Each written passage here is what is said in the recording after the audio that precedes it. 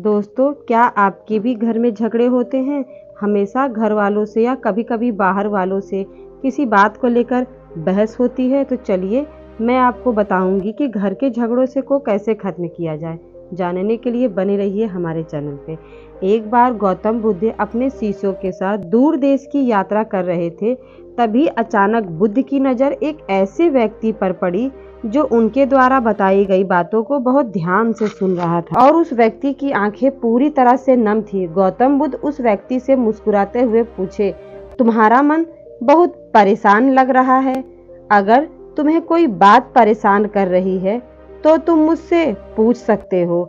गुरुवर, मेरा सवाल बहुत सीधा व सरल है कि परिवार में झगड़े क्यों होते हैं, लोगों की आपस में क्यों नहीं बनती। अगर सब अपनी जगह पर सही होते हैं तो ये झगड़े क्यों होते हैं। उस व्यक्ति ने एक ही सवाल में मानो संसार की सारी बातों का हल पूछ लिया था। ये सिर्फ परिवार की नहीं बल्कि मित्रों, सगे संबंधी और कभी-कभी अनजान लोगों के बीच में भी झगड़े हो ही जाते हैं। लेकिन जिस व्यक्ति ने गौतम बुद्ध को खाना दिया था, गौतम बुद्ध ने अचानक ही उसे ऊंची आवाज में चिल्लाते हुए कहा, क्या तुमने मुझे खाना इसीलिए दिया था? यहाँ बैठकर मैं तुम लोगों के सवालों का जवाब देता हूँ। मैं एक भिक्षा मांगकर खाने वाला भिक्षुक हूँ, लेकिन तुम लोगों ने मुझे भिक्षा में दिए गए खाने के बदले मुझसे कुछ वसूलने की कोशिश की है। क्या ये सही है? गौतम बुद्ध ने ऐसे ही उस व्यक्ति पर चिल्लाते हुए अपनी बात कही। पास खड़े इंसान ने भी अचानक से चिल्लाते हुए कहने लगा, हम सबने भी आपको इतनी इज्जत दी, आपके हाथ जोड़े, आपको ये स्थान ग्रहण करने को दिया, आपको भिक्षा दी, आपसे बस अपने थोड़े से सवाल पूछे और आपको इतनी परेशानी हो रही है। कैसे भिक्षुक हैं आप? हमें आपको इतनी इज्जत देनी ही नहीं चाहिए थी। चलो भाइयों, सब चलते हैं। जैसे ही सामने वाला व्यक्ति गौतम बुद्ध पर चिल्लाने लगा, गौतम बुद्ध ने मुस्कुराते हुए उस व्यक्ति की सारी बातों को सुना, फिर मुस्कुराते हुए ही सभी को देखने लगे। गौतम बुद्ध ने ये सब कुछ जानबूझकर किया था। शायद वो हमें अपनी इस बात से कुछ समझाना चाहते थे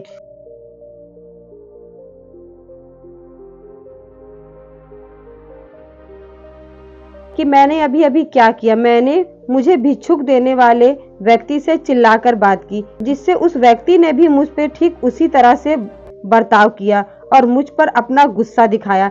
मैंने जैसे गुस्सा करते हुए उसे डांटा था और देखो उसके अंदर भी वैसी ही भावना जाग गई। इसका मतलब यही है कि आपस में कभी कभी ऊंची आवाज में बात करना या फिर गलत तरीके से बात करना तुम्हारी आपसी झगड़े का सबसे पहला कारण होता है।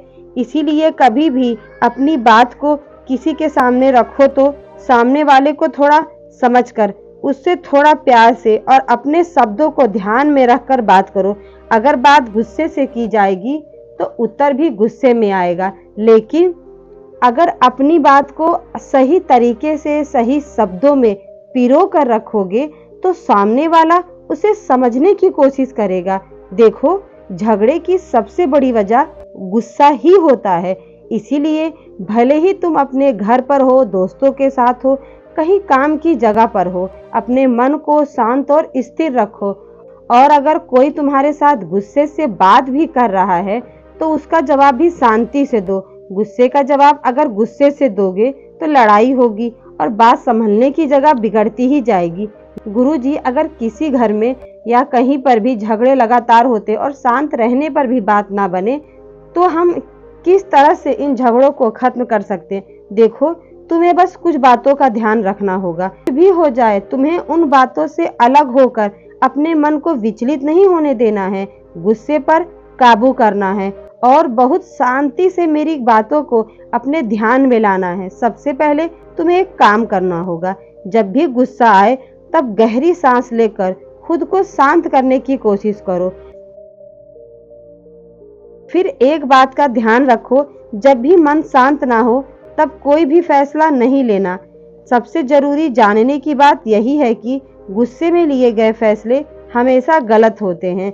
भले ही आप किसी से दूर जा रहे हो या फिर फैसला तुरंत ही लेना क्यों ना जरूरी हो, अगर आप गुस्से में हैं तो आप पूरी तरह से अपने सूझबूझ का इस्तेमाल नहीं कर पाएंगे। ऐसे में कोई भी फैसला लेना आप और सामने वाले के रिश्ते को खिलाफ जा सकता है, इसलिए फैसला ना लें। अपने मन को शांत रखने की कोशिश करें। गुस्से में लिए गए फैसले हानिकारक होते हैं और ये आपको जीवन भर के लिए किसी गहरी खाई की तरह गहरा करते चले जाएंगे। फिर एक काम और करना है कि गहरी सांस लें और अपने गुस्से से बाहर निकलें। सबसे आसान और सबसे अच्छा उपाय यही है। साथ ही अपने गुस्से के स्तर को कम करने के लिए खुद का ध्यान दूसरी तरफ मोड़ें। ऐसा करना इसलिए जरूरी है कि गुस्से में कई बार लोग इतने पागल हो जाते हैं कि वो गलत कदम भी उठा लेते हैं, या फिर सामने वाले को गुस्सा दिलाने पर लोग उसके बहकावे में आकर गुस्से से अपनी सीमा पार कर देते हैं। इसीलिए हमेशा कोशिश करनी चाहिए कि अपने मन को किसी और काम में लगाओ और अगर गुस्सा आ भी रहा है तो उस गुस्से की बात को थोड़ी देर के लिए किनारे रखकर खुद को किसी काम में व्यस्त कर दो। ऐसा करने पर थोड़ी देर के बाद तुम्हें खुद ही समझ आने लगेगा कि तुमने गुस्से में क्या गलत किया। अपनी बात को पूरी तरह से सबके सामने रखें, इससे सामने वाले को भी आपसे बात करने का मौका मिलेगा।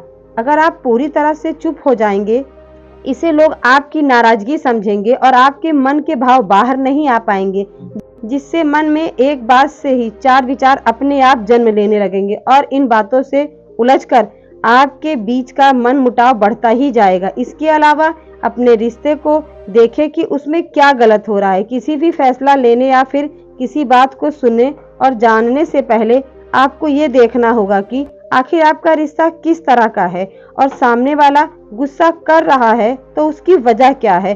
क्या उसे किसी बात का बुरा लगा है, मान लीजिए इसमें सामने वाले की गलती है, तो भी प्यार से बैठकर उसे एक बार पूरी बात को समझाएं, ना कि जबरदस्ती का एहसास कराते हुए उसकी गलती का एहसास उसे कराएं। प्यार से मामला संभलना ही हमेशा समझदारी होती है। इसलिए स्वीकार करें कि कोई भी एकदम सही, सबसे अच्छा और महान नहीं है। अपनी गलतियों को स्वीकार करें कि आप अपने साथी की गलतियों को भी माफ कर सकते हैं। इसलिए हंसी मजाक करें, बात करें, समस्या का समाधान खोजें। अपने पिछले मजबूत रिश्ते और भावनाओं का ध्यान दें कि समय के साथ आपका बंधन कैसे मजबूत हुआ था।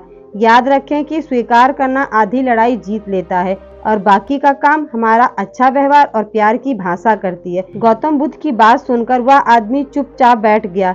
अब उसकी आंखों में आंसू नहीं थे, बल्कि उसके चेहरे पर शांति और मुस्कुराहट थी। दोस्तों, अगर आपको ये वीडियो अच्छा लगा हो तो लाइक करें, कमेंट करें, शेयर करें।